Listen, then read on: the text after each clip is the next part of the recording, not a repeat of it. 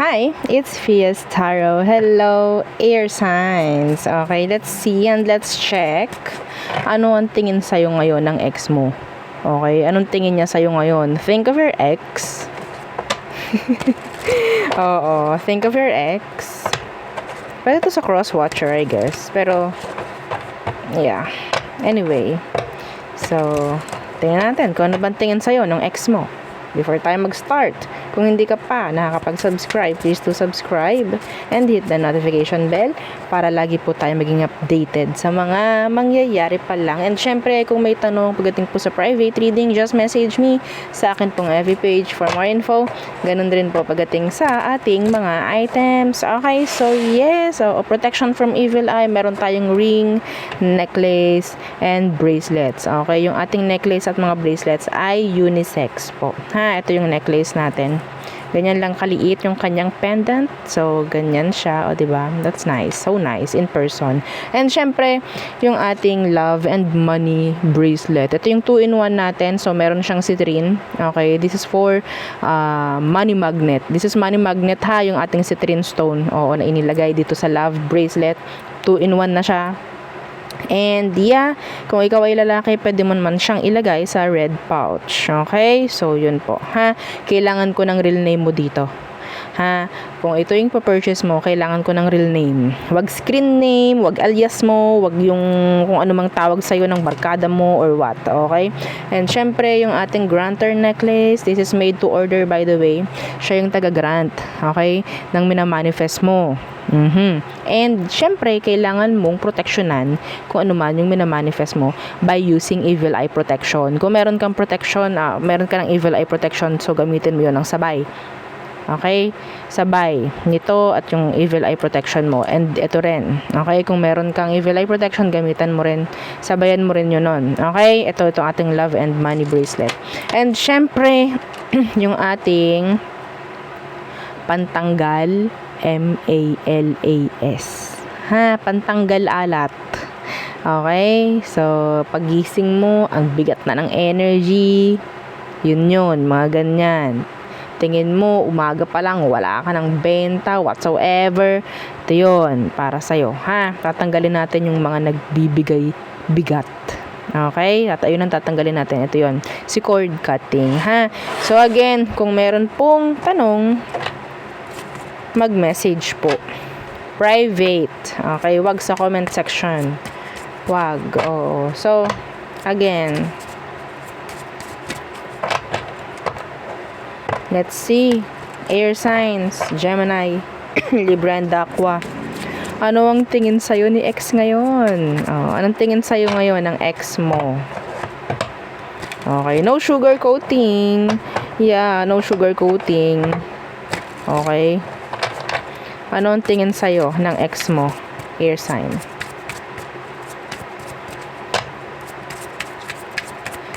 So, sino to? Tingnan muna natin. Sino tong taong to? Sino tong ex mo na to? Anong meron sa kanya? Para alam mong siya to. Anong meron sa kanya? The Hermit. Okay. Pwedeng Virgo. Pwedeng ginose ka nito. Okay. Pwedeng ginose ka. What's with that Hermit? The 8 of Swords, yeah. So, talagang wala ng communication, Oo, kasi may mag-ex na nagko-communicate pa rin eh. Ito, wala na talaga, as in. Some of them, tumalikod sa iyo to, hindi mo alam ang dahilan. Wala siyang binigay na closure, wala siyang binigay na kung anumang rason, bakit siya umalis, whatsoever. Okay? Let's see. Ano ang tingin niya sa'yo ngayon? Okay, anong tingin niya sa'yo? Iba sa inyo, hindi ka na parang naghabol dito. Okay, hinayaan mo lang. Kaya ikaw itong ang dami-dami mong tanong ngayon sa kanya. Pero hindi mo na para itanong. Tingnan natin, ano ang tingin niya sa'yo? Ano ang tingin niya sa'yo ngayon? Star in reverse. Parang wala ka ng pakialam and feeling, parang tingin niya hopeless. Like, wala na, parang ganyan. What's with the star in reverse? Uy, the 7 of Cups. Some of them, iniisip nila na meron ka ng iba. Kaya, lalo na kung ikaw itong hindi humabol, tingin niya meron ka ng iba. Yeah. Kaya hindi ka na parang nakikipag-ayos, parang tingin niya meron ka ng iba or may entertain ka ng iba, mga ganyan. Or sabihin natin, masyado ka ng busy para aksayahin ang oras mo sa kanya. Okay? Parang ganyan. Gusto ng taong to makipag-ayos ka sa kanya actually. Yes. Okay? So, yun ang isa ko nakikita for you. So, kuha pa tayo. Kung sino man. So, sino ulit to? Iba't ibang energy ang ating kukunin. So, what else? Sino pa ito? X ng mga air signs.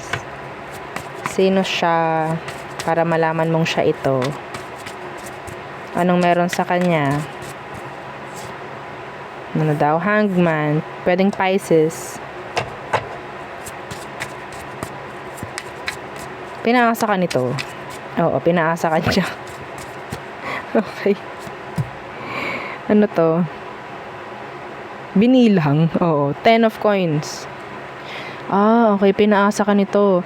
Naghintay ka ng commitments mula sa kanya, pero hindi niya ginawa. Okay? Yeah, 10 of Cups in reverse. Hindi niya ibinigay. So you're in a break. So yeah, ex nga diba? Okay, so itong taong to, pinaasa ka niya. Pinaasa ka sa kasal. Pinaghintay ka ng ganyan. Long term, pinaghintay ka ng commitments. Basta, in general, pinaasa ka, pinaghintay ka ng taong to. Pinaasa ka. #paasa. Itong taong to. So, tingnan natin. Anong tingin niya sa'yo ngayon? Anong tingin ng taong to ngayon? Nung ex mo? Anong tingin? Anong iniisip niya ngayon? Anong tingin niya sa'yo?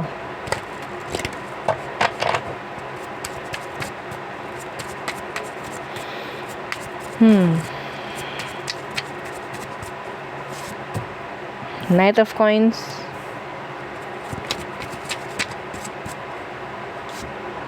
King of Swords. Tingin niya galit ka sa kanya. Oo. Sino bang hindi magagalit? No, paasahin ka ba naman? Tingin niya galit ka sa kanya. Some of you, this is specific. Tingin niya ikaw yung dahilan kung bakit nagkakaroon ng issue sa kanya sa pera. Hindi yun para sa lahat ha. Pero yes, meron po akong nakikita na parang ikaw yung ginagawa niyang dahilan kung bakit hindi raw nagiging okay yung pamimera niya ngayon. Yes. Ito pa, meron pa akong isang nakikita rito. Hindi raw totally nag-click yung inyo kasi hindi ka rin daw marunong lumaban. Tingin niya sa'yo duwag. Tingin niya sa'yo takot. Yeah, there's anger, there's pain. Okay? So, yeah. Judgment. Sa tingin ko parang iniisip niya kailangan mo rin naman talagang mag-decide din ng EU hindi lang akin. Parang ganon. Para kayo naghihintayan. Para kayo naghintayan ng taong to at napunta lang sa wala. Sisihan po ito. If ikaw sinisisi mo siya, then yeah, biniblame ka rin niya. Biniblame ka niya. Pwedeng tingin niya sa'yo takot ka or hindi ka lang talaga handa or talagang mainitin lang din ang ulo mo, mga ganyang bagay. Okay?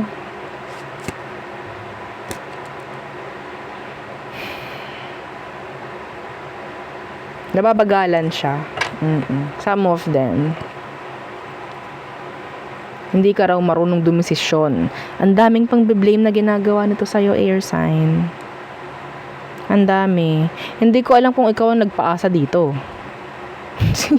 Hindi ko alam. Pwedeng ikaw ang nagpaasa sa kanya. Siya yung naghintay sa'yo. Hindi ka sisihin ng ganito nito kung wala lang. Some of you, ikaw ang sinisisi niya kung bakit hindi kayo naging successful na magkarelasyon. King of Swords, this is your energy. Nakatalikod ka. Okay? So, isa pa.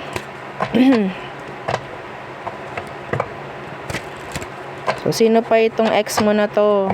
Anong tingin niya sa'yo ngayon? Anong tingin niya sa'yo? Air signs. Anong tingin sa'yo ng ex mo? Isipin mo si ex.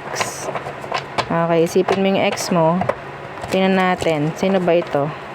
Tingnan natin. Again, don't forget to like, share, and subscribe while I'm shuffling. Okay. So, sino tong ex mo? Again, the Hermit. Could be Virgo.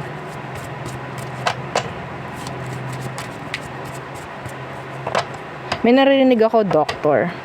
This is not for all, pero may nakukuha akong energy ng Doctor. What's with the Hermit? Five of Pentacles inversed. Nako, ito naman, yung kanina kung ikaw hindi humabol, ito naman humabol ka dito.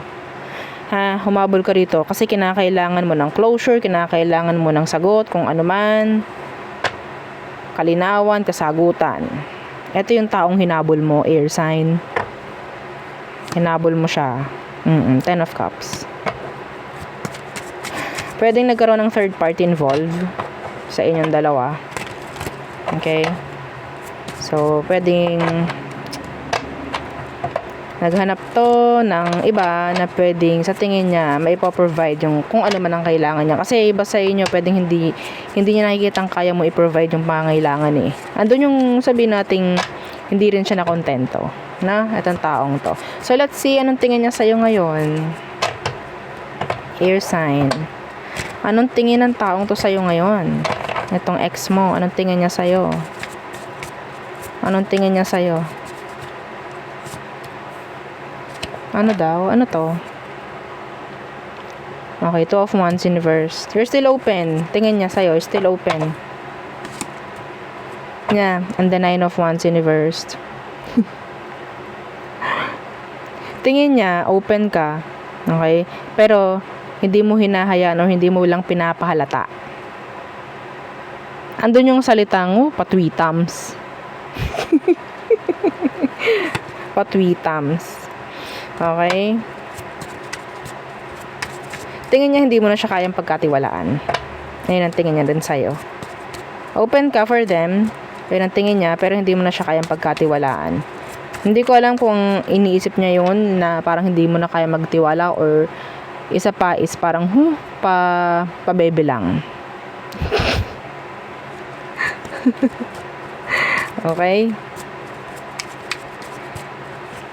Some of you, iniisip din niya na kung ikaw, hindi ka na nahabol ngayon, parang feeling niya, tingin niya sa'yo, parang nag-entertain ka na ng bago. Two of Wands universe. Okay, the High Priestess universe, yeah.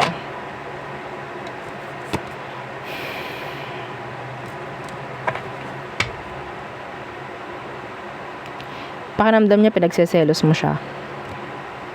So, nakakaramdam ng selos yung person, yung ex. Oo. Hindi niya para maisip kung hindi siya nakakaramdam ng ganon. Like, pinagseselos lang ako niyan. So, meaning to say, iniisip niya na di ba, nakakaramdam siya ng selos. Parang ganyan. Hindi niya para banggitin yung word na yon kung wala lang. Okay? So,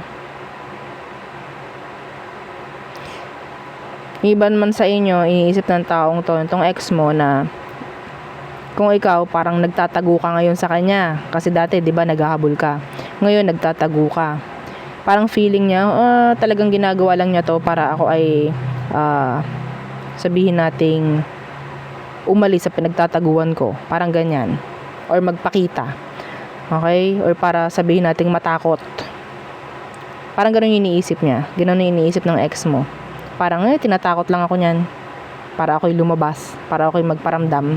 Parang ganon. Pero wala akong pakialam sa kanya. Parang ganon. Ganon yung iniisip niya. Wala akong pakialam sa ex ko. Wala akong pakialam daw. Wala daw siyang pakialam sa'yo, air sign. Yeah. Anyway, I'm channeling. Yeah, I'm channeling.